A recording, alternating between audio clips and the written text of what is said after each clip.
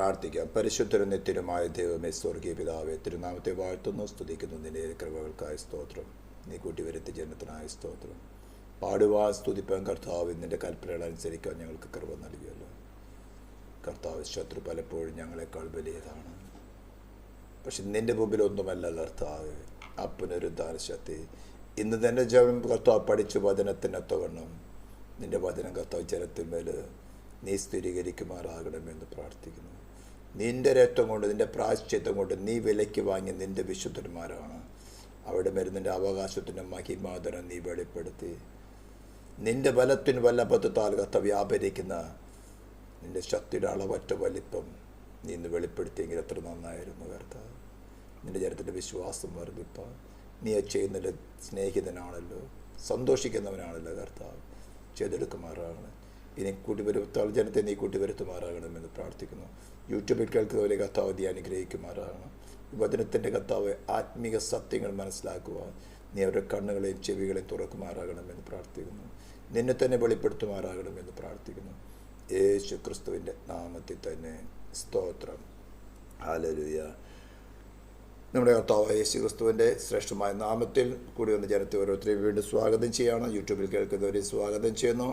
കഴിഞ്ഞ ചില നാളുകളായിട്ട് അത് ഇന്ന് 31st ക്ലാസ്സാണ്. ഇടയ്ക്ക് ചില ക്ലാസ്സുകൾ നമുക്ക് യൂട്യൂബിൽ പബ്ലിഷ് ചെയ്യാൻ സാധിച്ചിട്ടില്ല, റെക്കോർഡിങ് ശരിയല്ലാതിരുന്നുകൊണ്ട്. എങ്കിലും നമ്മൾ പിന്നീടുള്ള ക്ലാസ്സുകളിൽ അത് റെഫർ ചെയ്ത് പോയിട്ടുണ്ട്. നമ്മൾ പഠിച്ചുകൊണ്ടിരിക്കുന്ന വിഷയം കൊളോസ്യ ലേഖനത്തെയും എഫെസ്യ ലേഖനത്തെയും ആസ്പദമാക്കി, ലേഖനങ്ങളല്ല പഠിക്കുന്നത്, ആസ്പദമാക്കി ക്രിസ്തുവും അവൻ്റെ ശരീരമായ സഭയും തമ്മിലുള്ള ബന്ധം എന്നാണ് നമ്മൾ പഠിച്ചുകൊണ്ടിരിക്കുകയായിരുന്നു. ചില നാളുകളായിട്ട് നമ്മളത് പഠിച്ചു. സ്തോത്രം. അതിന് ഒത്തുവണ്ണം നമ്മളതിൻ്റെ ആത്മീയ അർത്ഥങ്ങളെയും കൂടെ മനസ്സിലാക്കി പോയാലേ നമുക്കത് മനസ്സിലാക്കി പോകാൻ സാധിക്കുകയുള്ളൂ. സ്തോത്രം. നമ്മൾ അതിന് ആസ്പദമായിട്ട് സമാപന കൂടാരവും ദൈവസഭയുമായിട്ടുള്ള ബന്ധം എങ്ങനെയാണ്, ഇതിന് അവനത്തെ സീരിയസ്നെസ് മോശയോട് പറഞ്ഞത് പർവ്വതത്തിൽ കാണിച്ച മാതൃക പ്രകാരം തന്നെ നീ അതിനെ ഉണ്ടാക്കുവാൻ സൂക്ഷിക്കണം. ആ മാതൃകയ്ക്ക് യാതൊരു മാറ്റമില്ല. സ്തോത്രം.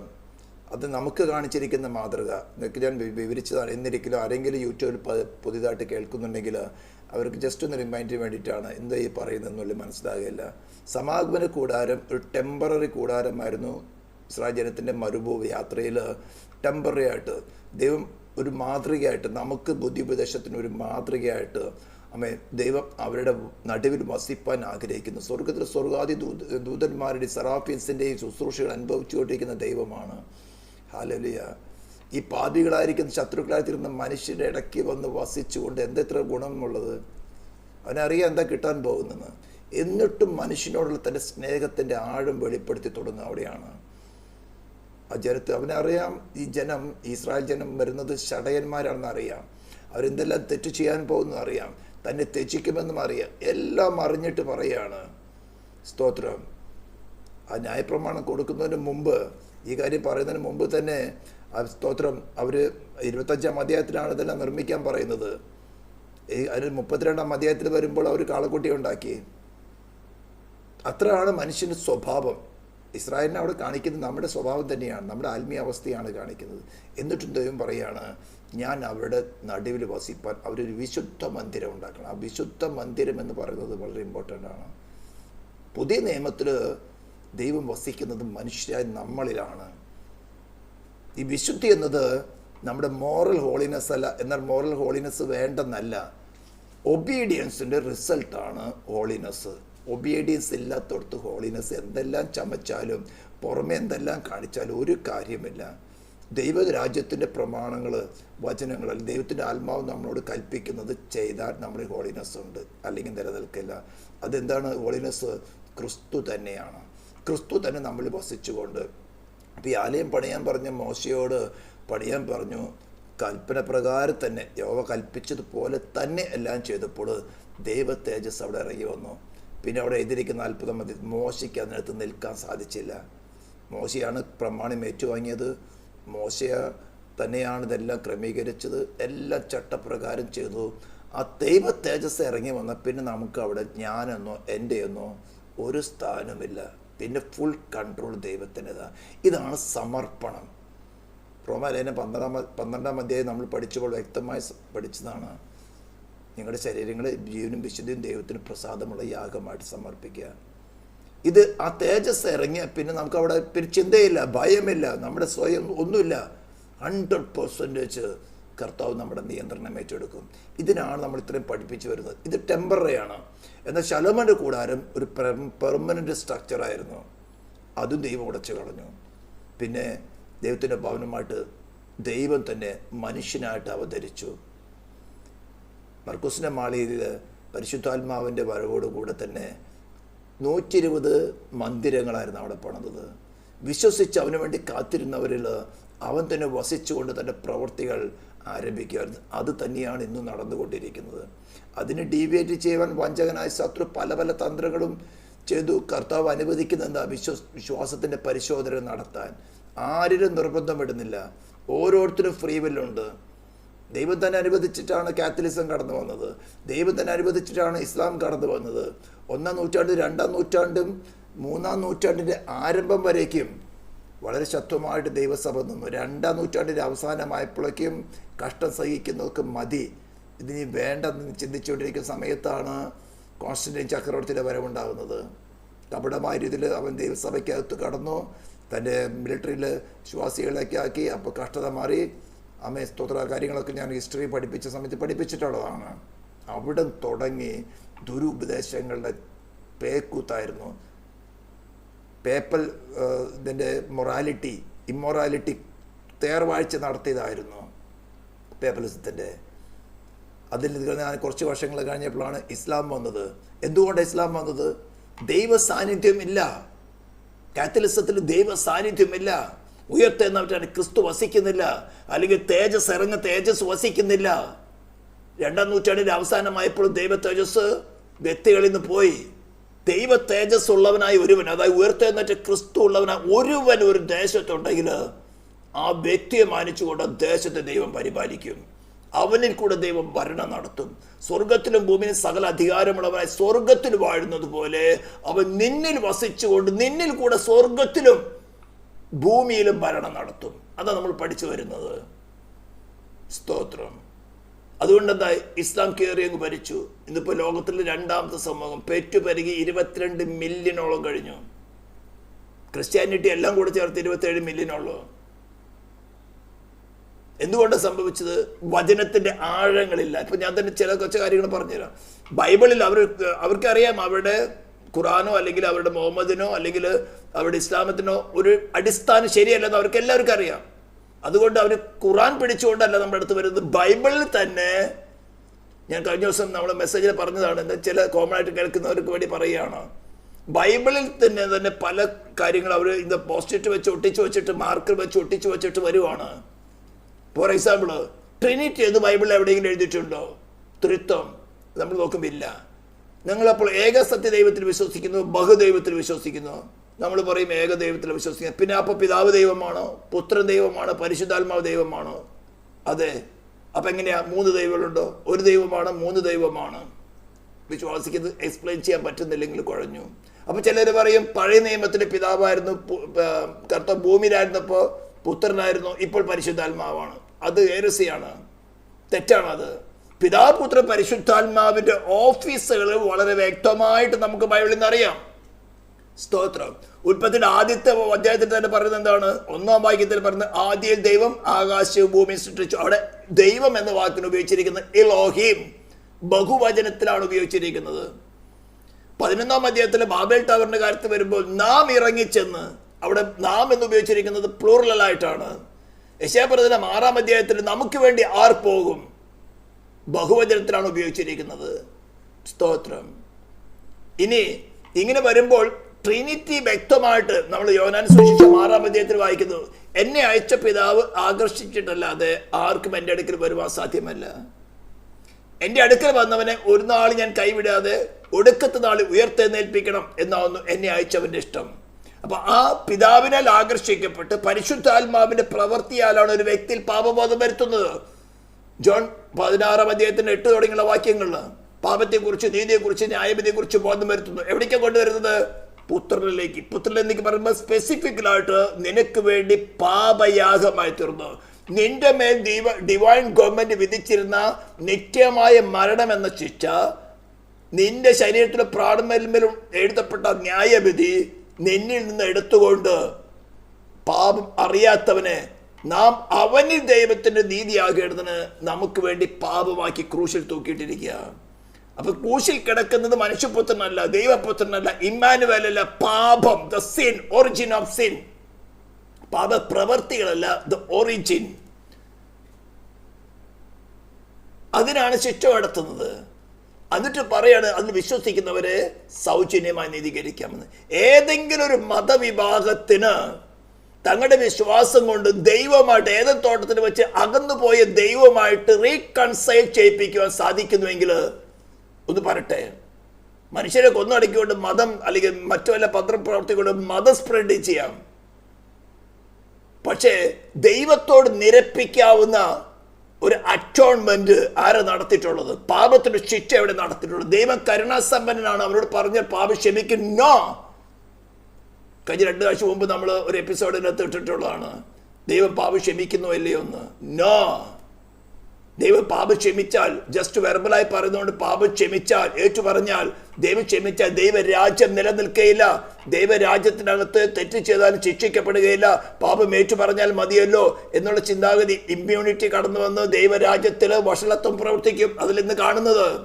അല്ലെങ്കിൽ അറ്റോൺമെന്റ്, ദൈവത്തിന് ഒരു പുത്രനുള്ളത് കൊണ്ട് മാത്രമല്ല അറ്റോൺമെന്റ്. ഓഫ് കോഴ്സ് ദൈവത്തിന് ഏകപുത്രനേ ഉള്ളൂ. പ്രായശ്ചിത്തം ഒരിക്കലായിട്ടേ ഉള്ളൂ. ഇതെല്ലാം വിശ്വാസികളുടെ ഇടയിൽ ഹൃദയത്തിലോ തീ പോലെ നിൽക്കണം. അപ്പോഴേ പാപപ്രവർത്തികൾ വെറുക്കാൻ തോന്നിക്കുള്ളൂ. ഇത് പല പല വ്യാജമായ ഉപദേശങ്ങൾ കൊണ്ട് മനുഷ്യനെ അവന്റെ ജഡത്തിന്റെ മോഹങ്ങളെ സ്റ്റിമുലേറ്റ് ചെയ്യിപ്പിച്ച് ജഡത്തിന്റെ മോഹങ്ങൾ നിവർത്തിപ്പിച്ചുകൊണ്ട് മരണവിധേയരാക്കുകയാണ്. നീ ജഡത്തെ അനുസരിച്ച് നടക്കുന്നെങ്കിൽ മരിക്കും നിശ്ചയം. ആത്മാവിനാൽ ശരീരത്തിന്റെ പ്രവൃത്തികളെ മരിപ്പിക്കുന്നുവെങ്കിലോ നീ ജീവിക്കുമെന്നാണ് ദൈവത്തിന്റെ പ്രമാണം എടുത്തു പറഞ്ഞിരിക്കുന്നത്. എന്നാൽ അതിന് വിരോധമായിക്കൊണ്ട് ജഡത്തെ സ്റ്റിമുലേറ്റ് ചെയ്യിപ്പിക്കുന്ന ജഡത്തിലെ മോഹങ്ങളെ, അതിനകത്ത് ലോകമോഹങ്ങളുണ്ട്. ജഡത്തിന്റെ അഭിലാഷം എന്താണ്? ദൈവത്തോട് ശത്രുത്വം. അപ്പോൾ അതിനുള്ള അഭിലാഷങ്ങൾ സൃഷ്ടിക്കുമ്പോൾ കാണുമ്പോൾ നമുക്ക് തോന്നുന്ന നല്ല കാര്യമാണ്. ജഡമോഹം, കൺമോഹം, ജീവിതത്തിന്റെ പ്രതാപം, ഇതൊന്നും പിതാവായ ദൈവത്തിൽ നിന്നല്ല, ലോകത്തിൽ നിന്നുള്ള അത്രേ. പക്ഷെ അത്തരം കാര്യങ്ങൾ നമുക്ക് പെട്ടെന്ന് അട്രാക്റ്റഡ് ആവും. അതിനോട് യോജിക്കുന്ന പ്രസംഗങ്ങൾ പ്രസംഗിച്ചാൽ ആരുടെ ശുശ്രൂഷകന്മാരുടെ പ്രസംഗിക്കുന്നത്? സേറ്റാന്റെ ശുശ്രൂഷകന്മാർ. ആദ്യം പെട്ടെന്ന് മനസ്സിലാകുകയില്ല. പിന്നെ അതിന് അടിമപ്പെട്ട് കഴിയുമ്പോഴാണ് പിന്നെ തിരിച്ചു വരാൻ പറ്റാത്തത്. പിന്നെ ഏറ്റുപറഞ്ഞ് അവൻ്റെ രക്തത്താൽ കഴുകൽ പ്രാപിച്ച് ഏറ്റുപറയാന്ന് പറഞ്ഞ് ജസ്റ്റ് ഏറ്റുപറഞ്ഞുകൊണ്ടല്ല, അൾട്ടിമേറ്റ് ഇന്റൻഷൻ, മാനസാന്തരം എന്ന് പറഞ്ഞാൽ നിന്റെ ജഡത്തിന്റെ മോഹങ്ങൾ അല്ലെങ്കിൽ നിന്റെ സെൽഫിന്റെ ഡിസയേഴ്സ് കാറ്ററിങ് ചെയ്തുകൊണ്ടിരുന്ന അവസ്ഥയിൽ നിന്ന് അതിന് തീർത്തും ഇഗ്നോർ ചെയ്ത് റീനൗൺസ് ചെയ്ത് ദൈവത്തിന്റെ ഹിതം മാത്രം മതി എന്നുള്ള ആ അൾട്ടിമേറ്റ് ഇന്റൻഷന്റെ ചേഞ്ചാണ് മാനസാന്തരം. അത് ദൈവം നോക്കും നിന്റെ ഹൃദയത്തിൽ ആഗ്രഹം എന്താണ്. അതിനെ എക്സ്പോസ് ചെയ്യാൻ കർത്താവ് പല പല കാര്യങ്ങൾ ഉപയോഗിക്കും. ഇപ്പം ഞാൻ പറഞ്ഞു വന്നത് 2nd സെഞ്ച്വറിയിൽ ദൈവം വസിക്കുന്ന മന്ദിരങ്ങൾ ഇല്ലാതെയായി. കൈപ്പണിയായാലും ദൈവം വസിക്കുന്നില്ല. കാത്തലിസ് കൈപ്പണിയായ മന്ദിരങ്ങൾ, സൂര്യ നമസ്കാരത്തിന് വേണ്ടി കിഴക്ക് ദശയിൽ ഉണ്ടാക്കിയിരുന്ന ആലയങ്ങളൊക്കെ വിശ്വാസികൾക്ക് പ്രാർത്ഥനാലയങ്ങളായിട്ട് കൊടുത്തു. അവിടെയല്ല ദൈവം വസിക്കുന്നത്. ക്രിസ്തു വസിക്കുന്നത് തന്റെ വീണ്ടെടുക്കപ്പെട്ട വിലയ്ക്ക് വാങ്ങപ്പെട്ട ജനത്തിന്റെ ഉള്ളിലാണ്. എന്നെ സ്നേഹിക്കുന്നവൻ എൻ്റെ കൽപ്പനയെ പ്രമാണിക്കും, പിതാവ് അവനെ സ്നേഹിക്കും, ഞങ്ങൾ അവന്റെ അടുക്കൽ വന്ന് അവനോടുകൂടെ വാസം ചെയ്യും. ഇതാണ് ദൈവത്തോട് നിരുന്നതിന്റെ അടയാളം. പരിശുദ്ധാത്മാവിൽ മുദ്രയിട്ടിരിക്കുന്ന വചനമുണ്ട്, പക്ഷേ ദുഷ്ടാത്മ വേണ്ടത്രയുണ്ട്. അന്യഭാഷ പറയും, വചനം പറയും, പക്ഷെ നിനക്ക് റീകൺസിലേഷൻ നടന്നിട്ടുണ്ടോ നിന്റെ ഹൃദയത്തിൽ തന്നെ അറിയാം. ഏതെങ്കിലും മതം പാപത്തിന് പരിഹാരം വരുത്തിക്കൊണ്ട് ദൈവത്തോട് ശത്രുത്വമായി തീർന്ന് ദൈവത്തിൽ നിന്ന് അകന്നുപോയ മനുഷ്യനെ വീണ്ടും നിരപ്പിക്കുവാൻ ഒരു പ്രായശ്ചിത്തത്തോടു കൂടി നിരപ്പിച്ച് എന്ന കാര്യം പറഞ്ഞിട്ടുണ്ടെങ്കിൽ അത് കൊണ്ടുവരട്ടെ. വെറുതെ മനുഷ്യനെ കൊത്തുടക്കിക്കൊണ്ട് മതം സ്പ്രെഡ് ചെയ്തുകൊണ്ടൊന്നും ഒരു കാര്യമില്ല. ഹല്ലേലൂയ. അങ്ങനെ ഞാൻ പറഞ്ഞു വന്നല്ലോ. അപ്പോൾ എന്തുകൊണ്ട് ദൈവത്തിന്റെ സാന്നിധ്യം, ക്രിസ്തുവിന്റെ സാന്നിധ്യം വസിക്കാതിരുന്നത് കൊണ്ടാണ് 3rd സെഞ്ച്വറി തുടങ്ങി കാത്തലിക്സ് അങ്ങ് ഡെവലപ്പായി. 6th സെഞ്ച്വറി ഇരുന്നപ്പോൾ ഇസ്ലാം അങ്ങ് ഡെവലപ്പായി. വളരെ ഫാസ്റ്റായി, എതിർക്കാൻ ആളില്ല. ഇന്നത്തെ അവസ്ഥ അതല്ല. അന്ന് ദൈവസഭയുടെ ശൈശവത്വ കാലമായിരുന്നു. ഇന്ന് കർത്താവിൻ്റെ വരവിൻ്റെ കാഹളം അവിടെ ഇവിടെ കേട്ടുകൊണ്ടിരിക്കുക, അടയാളങ്ങൾ വന്നുകൊണ്ടിരിക്കുക. സഭ ഇന്ന് ശക്തി പ്രാപിച്ചു. ആയിരക്കണക്കിന് പതിനായിരക്കണക്കിന് വിശുദ്ധന്മാരെ ഒരുക്കി തന്നോട് അനുരൂപരാക്കി ഒരുക്കിയെടുത്ത പരിശുദ്ധാത്മാവ് വളരെ ശക്തിയോടുകൂടി ഇന്നും പ്രവർത്തിക്കുന്നുണ്ട്. ആരും അറിയണമെന്നില്ല. ദുഷ്ടാത്മസേനകളെ കാൽ കീഴാക്കുവോളം അവൻ കാത്തിരിക്കുന്നത് ഇന്ന് ഒരു വ്യക്തിയിൽ കൂടെ വേണം ലോകം മുഴുവൻ നടത്താൻ സാധിക്കും. അവനല്ല നടക്കുന്നത്. സ്വർഗത്തിന് ഭൂമിയിൽ സകല അധികാരമുള്ളവൻ നിന്നിൽ വസിക്കിച്ച് നിന്നിൽ കൂടെ തന്റെ രാജ്യത്തെ നടത്താൻ നീ ഏൽപ്പിച്ചു കൊടുത്താൽ ഒരുപക്ഷെ നിന്നെ ആരും അറിയില്ല. നീ അവനുമായിട്ടുള്ള ബന്ധം മാത്രം അറിയാം. പട്ടിണിയായിരിക്കും, ചിലപ്പോൾ വസ്ത്രം ഉണ്ടായിരിക്കില്ല, ലോകക്കാർ മുഴുവൻ ത്യജിക്കും, സ്വന്തം മക്കള്, ഭാര്യ, ഭർത്താവ് ഇതൊക്കെ ത്യജിക്കാം. പക്ഷെ നിന്നിൽ ക്രിസ്തു വസിക്കുന്നുണ്ടോ, അവൻ നിന്നിൽ കൂടെ പ്രവർത്തി നടത്തും. നിന്റെ വ്യക്തിപരമായിട്ട് ആത്മീയം ഭൗതികമായ കാര്യങ്ങളെ ഫ്രീ ആയിട്ട് അവൻ നടത്തി തരും. 2 പീറ്റർ പറഞ്ഞിരിക്കുന്നത് 1-ാം അധ്യായത്തിന് 3-ാം വാക്യം, ജീവനും ഭക്തിക്കും ആധാരമോ ഇതൊക്കെയും സൗജന്യമാണ്, അതിനുവേണ്ടി അലയിൻ്റെ ആവശ്യമില്ല. ഓക്കെ, നമ്മൾ ഈ കാര്യങ്ങൾ പഠിച്ചു എങ്ങനെ നമുക്കിത് അച്ചീവ് ചെയ്യാം, ഈ ഒരു ഗോള് എങ്ങനെ, ഇതൊക്കെ സമാപന കൂടാതെ കൂടെ നമ്മളിതൊക്കെ പഠിപ്പിച്ചു വന്നതിൻ്റെ സീരിയസ്നെസ് മനസ്സിലാക്കാൻ വേണ്ടിയാണ്. അത് പോയി സമാന കൂടാരത്തിൽ നിന്ന് നിയമപ്പെട്ടതും കൃപാസനം മാത്രമേ ശലോമോൻ ഉപയോഗിച്ചുള്ളൂ. മറ്റു കാര്യങ്ങളൊന്നും ഉണ്ടായിരുന്നില്ല. ശലോമോന്റെ ആലയത്തിൽ മറ്റു കാര്യങ്ങളൊന്നും ഉണ്ടായിരുന്നില്ല. സ്തോത്രം, ഹല്ലേലൂയ. അതിൻ്റെ കാര്യങ്ങളൊക്കെ നമ്മൾ കഴിഞ്ഞ 2-3 ക്ലാസ് മുമ്പ് വിവരിച്ചാണ്. പുതിയ നിയമത്തിൽ വരുമ്പോൾ ഇന്ന് നമ്മുടെ ശരീരമാണ് അവൻ്റെ മന്ദിരം. അപ്പം അതിൻ്റെ നിർമ്മിതിക്കുള്ള കാര്യങ്ങളാണ് പറഞ്ഞിരിക്കുന്നത്. യഹോവ കാണിച്ച മാതൃക ക്രിസ്തു ഈ ഭൂമിയിൽ വന്നിട്ട് എങ്ങനെ പിതാവിൻ്റെ ഹിതം അനുസരിച്ചുകൊണ്ട് ജീവിച്ചു. നിന്ദകളുണ്ടായിരുന്നു, ഒറ്റപ്പെടുത്തലുണ്ടായിരുന്നു. അവൻ്റെ ഭവനത്തിൽ പോലും അവൻ ആരും അംഗീകരിച്ചില്ല. ക്രൂശീകരണം നടക്കുന്ന സമയത്ത് നടന്ന അടയാളങ്ങളാണ് പലവരെയും ഇവൻ ദൈവപുത്രൻ തന്നെയെന്ന് വിശ്വാസത്തിലേക്ക് കൊണ്ടുവന്നത്. എല്ലാവരും അവനെ ത്യജിച്ചു. അവനെ അംഗീകരിച്ചൊരാരും പോലും ഒരു വാക്ക് പിലാത്തോസിന് മുമ്പിൽ പറയാനുണ്ടായിരുന്നില്ല. മഹാപുരുമാരെ ഭയന്നിട്ട് സ്തോത്രം അവനെ ക്രൂശിക്കുക എന്ന് ആർത്തു വിളിച്ചവരുടെ കൂട്ടത്തിലല്ലായിരുന്നു എല്ലാവരും. ഓഫ്കോഴ്സ് അവൻ്റെ ശിഷ്യന്മാരും മറിയൊക്കെ ഉണ്ടായിരുന്നു, പക്ഷെ അവർക്കൊന്നും വോയിസ് ഇല്ല. അങ്ങനെ കാര്യങ്ങൾ നടന്നു. ദൈവത്തിന് പാപത്തിന് പരിഹാരമായിക്കൊണ്ട് പ്രായശ്ചിത്വം നടത്തി കഴിഞ്ഞപ്പോൾ ഹി ഡിഡ് എവറിത്തിങ്. മനുഷ്യനെ രക്ഷിക്കാൻ ആവശ്യമായിട്ടുള്ള സകല കാര്യം നിർത്തി ഓപ്പണായിട്ട് ബാനർ അടിച്ചിരിക്കുകയാണ്, who are believe in him. ഈ പ്രായശ്ചിത്വത്തിൽ ആര് വിശ്വസിക്കുന്നു അവനെ സൗജന്യമായിട്ട് നിന്റെ പാപക്കറകളൊക്കെ മായ്ച്ചു കളഞ്ഞ് സൗജന്യമായിക്കൊണ്ട് നിന്നെ റൈഷ്യസ് എന്ന് കണക്കിടാം. അതായത് ദൈവത്തിന്റെ മുമ്പിൽ പാപം ക്ഷമിച്ച് കിട്ടിയവനായിട്ടല്ല, നീ ഒരു കാലത്തും പാപം ചെയ്യാത്തവനായിട്ട്, യേശു ഒരു കാലത്തും പാപം ചെയ്യാതിരുന്ന പോലെ നിന്നെയും ഒരു കാലത്തും പാപം ചെയ്യാത്തവനായിട്ട് കണക്കിടാമെന്നാണ് റോമൻസ് ചാപ്റ്റർ 3:25 പറയുന്നത്. വിശ്വസിക്കുന്നവർക്ക് അവൻ തൻ്റെ രക്തം പോലെ പ്രായശ്ചിത്തമാകുവാൻ ദൈവം അവനെ പരസ്യമായിട്ട് നിർത്തിയിരിക്കുന്നു. ഇതിനേക്കാൾ വലിയ ഗിഫ്റ്റ് എവിടെയുള്ളത്? ഇത് നമ്മൾ അനുഭവിച്ചറിയുന്നതാണ് വിശ്വാസം. ഇതിപ്പോൾ ഞാൻ വചനത്തിൽ തന്നെ പറഞ്ഞു, ഇത് വചനം ശരിയാണെന്ന് വിശ്വസിക്കും. ഒട്ടുമിക്കവാറും വിശ്വാസികൾ വചനം ശരിയാണെന്ന് വചനത്തെയാണ് ഉറപ്പിക്കുന്നത്. വചനത്തെ അല്ല ഉറപ്പിക്കേണ്ടത്, വചനത്തിൽ കൂടെ ക്രിസ്തുവിനെയാണ് നമ്മളിൽ ഉറപ്പിക്കേണ്ടത്. മോശയോട് കൂടാരം പണിയാൻ പറഞ്ഞു, ഇങ്ങനെ കാര്യങ്ങൾ പണിയാൻ പറഞ്ഞു. 25-ാം അധ്യായം തുടങ്ങി 39-ാം അധ്യായം വരേക്കും പണിയാൻ പറഞ്ഞ കാര്യങ്ങളാ നിന്നോട് പണിയാൻ പറഞ്ഞു. ഇതാണ് വചനം, ഇതാണ് പറഞ്ഞിരിക്കുന്നത്. ബസസല്ല ഇങ്ങനെ ഉണ്ടാക്കണമെന്ന് പറഞ്ഞിരിക്കുന്നത്. അത് പറഞ്ഞുകൊണ്ടിരുന്നാൽ മതിയോ? അത് പണിയണ്ടയോ? അത് പണിയണമെങ്കിൽ പൊന്നു കൊണ്ടുവരണം. പൊന്നു കൊണ്ടൊന്ന് ഉരുക്കണം. അടുപ്പ് പണിയായിട്ട് പണിയണം, അടുപ്പ് പണിയായിട്ട് പണിയണം. ഗതിരമരം മുറിച്ചു കൊണ്ടുതന്നെ ഗതിരമരം മുറിച്ചു കൊണ്ടുവരണം. പൊന്നുകൊണ്ട് പൊതിയണം, പൊന്നുകൊണ്ട് പൊതിയണം. അരശേക്കിൽ വെള്ളി മേടിക്കേണ്ടത് എല്ലാവരും വീണ്ടെടുപ്പ് വരെ വാങ്ങണം. അന്തായം ഉണ്ടാക്കണം, കൃപാസനം ഉണ്ടാക്കണം, പെട്ടകം ഉണ്ടാക്കണം, അതിനകത്ത് ദൈവം കൊടുത്ത കൽപ്പന, ഇതെല്ലാം ചെയ്ത് കഴിയുമ്പോഴാണ് ദൈവ തേജസ് ഇറങ്ങി വരുന്നത്. ഇതേപോലെ ഇന്ന് മിക്കവരും ഇവർ ഗ്രേറ്റസ്റ്റ് എന്ന് പറയുന്നത് പല ശുശ്രൂഷകന്മാരും വചനത്തെയാണ് ഉറപ്പിക്കുന്നത്. വചനത്തിലൂടെ ബൈബിളിൽ കൂടെ നമുക്ക് എന്താ മനസ്സിലാക്കി തരും? മനുഷ്യൻ നീ ആരാണ്? നിന്റെ ഇപ്പോഴത്തെ അവസ്ഥ എന്താണ്? ക്രിസ്തു ആരാണ് നിനക്ക് വേണ്ടി?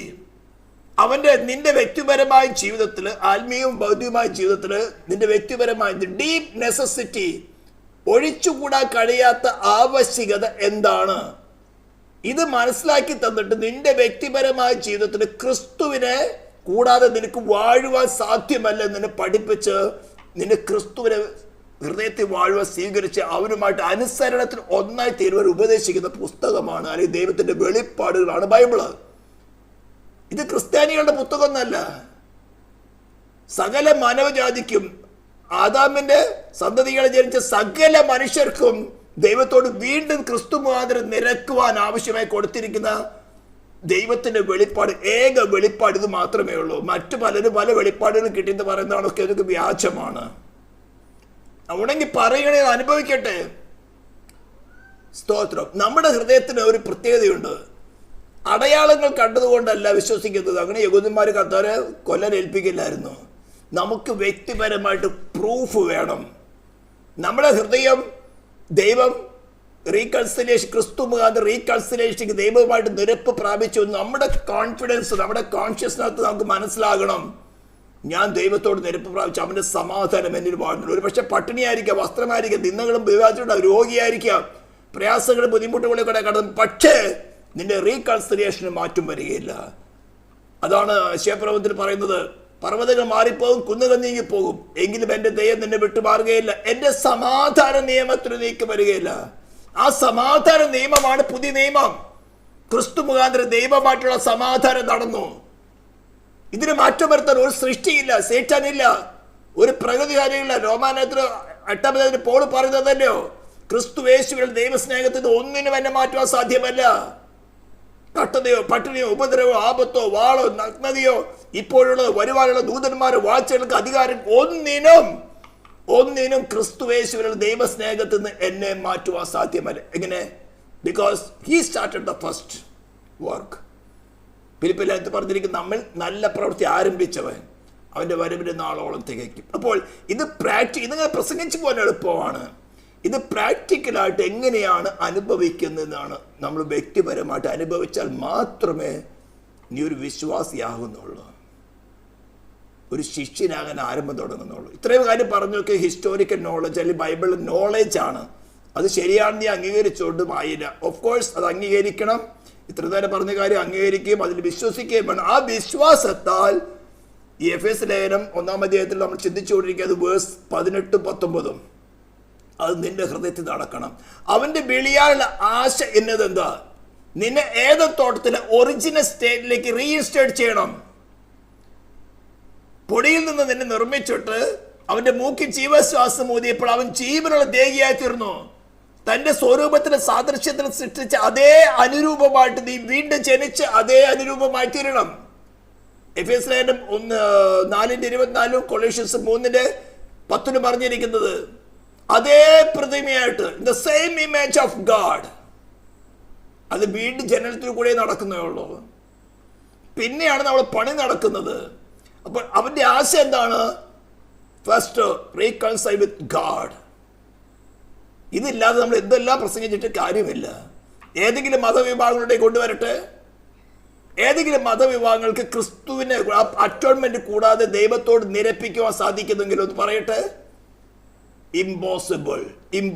ഡിവൈൻ ജസ്റ്റിസ് സമ്മതിക്കില്ല, ഡിവൈൻ ലോ സമ്മതിക്കില്ല. ദൈവം എത്ര കരുണാസമ്പന്നനായാലും ഓഫ് കോഴ്സ് കരുണാസമ്പന്നനാണ്. പക്ഷേ ഡിവൈൻ ലോക്ക്, അവന്റെ തന്നെ ലോക്ക് അവൻ സാറ്റിസ്ഫാക്ഷൻ വരുത്തിയില്ലെങ്കിൽ അവന്റെ മനസ്സാക്ഷി അവന്റെ കുറ്റം വിധിക്കുകയും അവൻ സേറ്റാനേക്കാൾ വലിയ സൈറ്റാനാവും.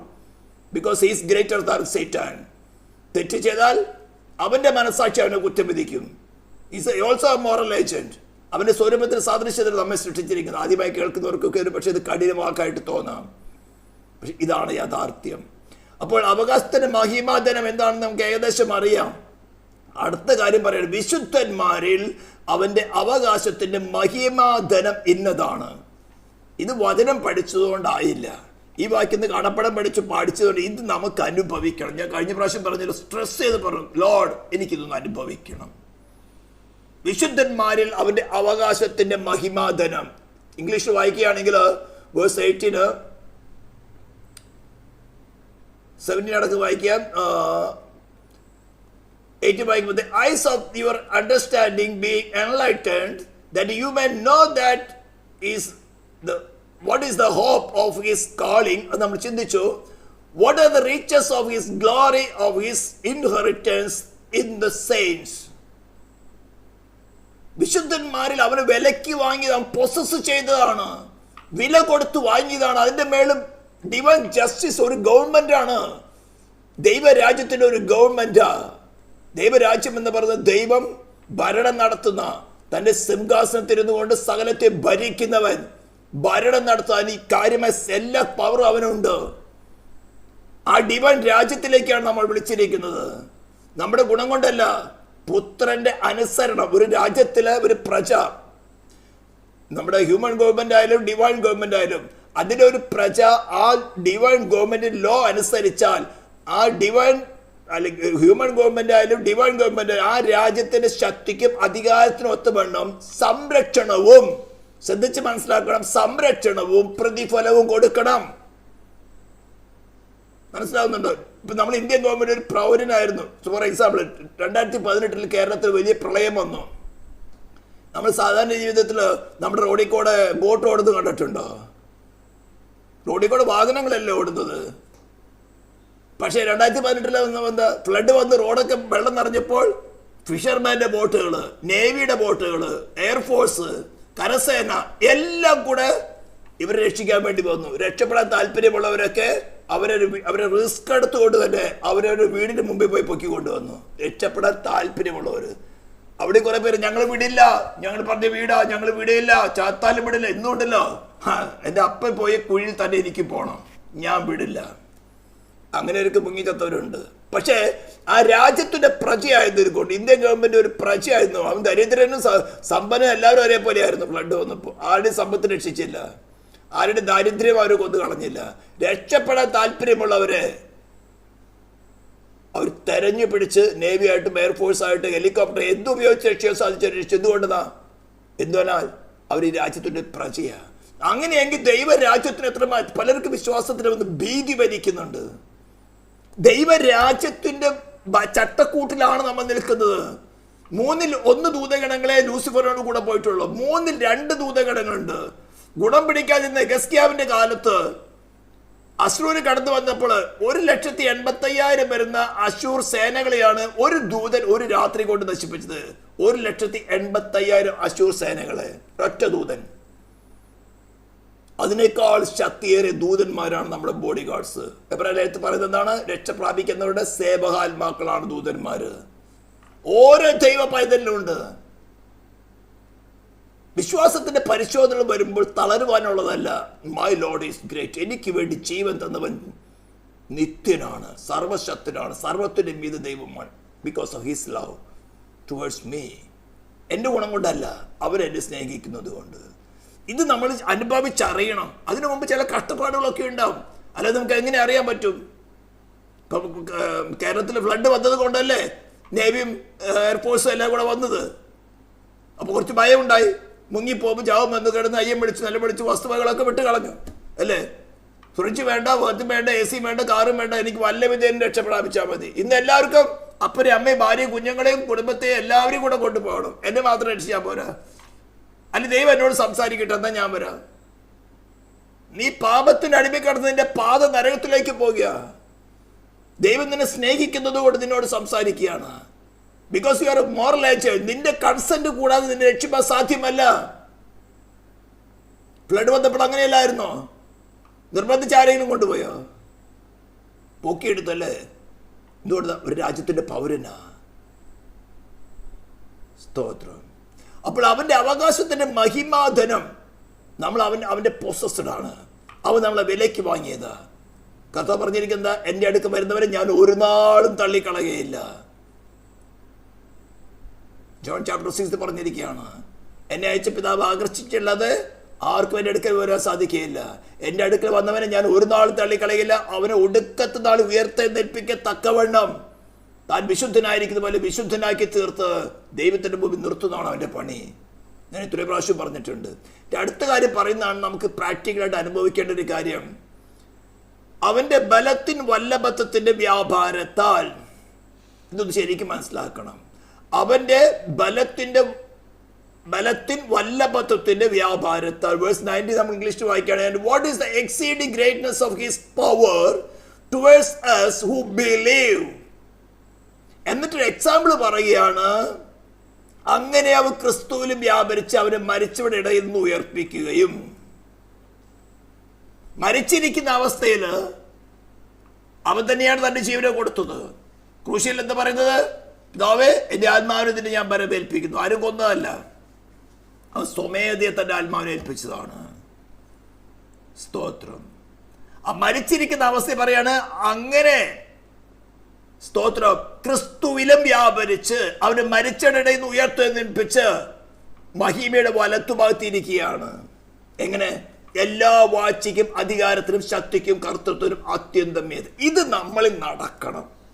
ഇത് 2-ാം നൂറ്റാണ്ടിൽ നഷ്ടപ്പെട്ടത് കൊണ്ടാണ് ഈ കാത്തലിസം, ഇസ്ലാമും മറ്റ് മതവിഭാഗങ്ങളൊക്കെ ഈ മർമ്മമഹദിയ ബാബിലോണിന്റെ പുത്രിമാര്, വേശ്യപുത്രിമാര് കടന്നു വന്നത്. കാരണം ഡിഫെൻഡ് ചെയ്യാൻ ആളില്ല, ക്രിസ്തു വസിക്കുന്നില്ല. ഇസക്കേലിന്റെ 10-ാം അധ്യായത്തിൽ സെഖേര വിട്ടുപോയി. പിന്നെ മഹാപുരോഹിതന്മാര് ആലയത്തിലെ കള്ളത്തരമായിരുന്നു. അവിടെ വാണിഭം എന്ന് പറഞ്ഞു കഴിഞ്ഞാൽ നാണയങ്ങള് ആണ്ടിൽ 3 ഉത്സവങ്ങൾക്ക് ഇസ്രായേൽ പുരുഷ പ്രജയൊക്കെ കടന്നു വരണം. പുളിപ്പിലാത്തപ്പത്തിന്റെ പെരുന്നാള്, പെസകയും പുളിപ്പിലാത്തപ്പത്തിന്റെ പെരുന്നാൾ ഒരുമിച്ചാണ് വരുന്നത്. വാരോത്സവ പെരുന്നാള്, അത് കഴിഞ്ഞ് കൂടാര പെരുന്നാൾ. ഇതിന് ഇസ്രായേലിലെ എല്ലാ ഗോത്രങ്ങളിലും പുരുഷ പ്രജയൊക്കെയും യെരൂശലേമിൽ വരണം. അപ്പൊ ഓരോരുത്തർ വരുമ്പോഴും അവരുടെ കൺട്രിയുടെ നാണയങ്ങളാണ് കൊണ്ടുവരുന്നത്. സിറിയയിൽ നിന്ന് വരുന്നവർ അതിന്റെ നാണയം, ടർക്കിയിൽ നിന്ന് വരുന്നവർ അതിന്റെ നാണയം, റഷ്യയിൽ നിന്ന് വരുന്നവർ അതിന്റെ നാണയം, ഈജിപ്തിൽ നിന്ന് വരുന്നവർ അവന്റെ നാണയം കൊണ്ടുവരുമ്പോൾ ഇവിടെ എക്സ്ചേഞ്ച് നടക്കണം. എക്സ്ചേഞ്ച് അപ്പൊ വലിയ മാർക്കറ്റാ. ഇതിലെല്ലാം ആലയത്തിനകത്ത്. അതല്ലേ കർത്താവ് അവിടെ വന്നിട്ട് കയറുകൊണ്ട് ചാട്ടി ഉണ്ടാക്കുന്ന ഈ വാണിഭ്യക്കാരുടെ മേശയ്ക്ക് തോത്തി കളഞ്ഞത്. പ്രാവിനെ വിൽക്കുന്നവര് ഒരു പാവപ്പെട്ട ആടിനെ കൊണ്ടുവന്ന പുരോഹിതനാണ് അതിനെ നോക്കുന്നത്, ഊനമുണ്ടോ ഇല്ലയോ എന്ന്. പുരോഹിതന്റെ ഏജന്റുമാരവിടെ സൈഡില് ബിസിനസ് നടത്തുന്നവരാ. കള്ളത്തരമാണ്. ഇവൻ കൊണ്ട് നല്ലൊരു ആടിനെ സ്നേഹിച്ച് ദൈവത്തോട് സ്നേഹത്തിൽ കൊണ്ടുവരും. പുരോഹിതൻ നോക്കി പറയും, ഇതിനെ ഊനമുണ്ട്, നീ ഒരു കാര്യം ചെയ്ത് അടുത്ത കടയിൽ കൊണ്ട് കൊടുത്തു കഴിഞ്ഞാൽ അവൻ നിനക്ക് പൈസ വരും. എന്നിട്ട് നീ അവനെ അടുത്തൊരു ആടിനെ മേടിച്ചോ. അത് കാലൊടിഞ്ഞതായാലും ഊനമുള്ളതായാലും പുരോഹിതനെ ചടിച്ചു, ആ കുഴപ്പമൊന്നുമില്ല, ഞാനല്ലേ പാസ് ചെയ്യുന്നത്, ഞാൻ പാസ് ചെയ്തു.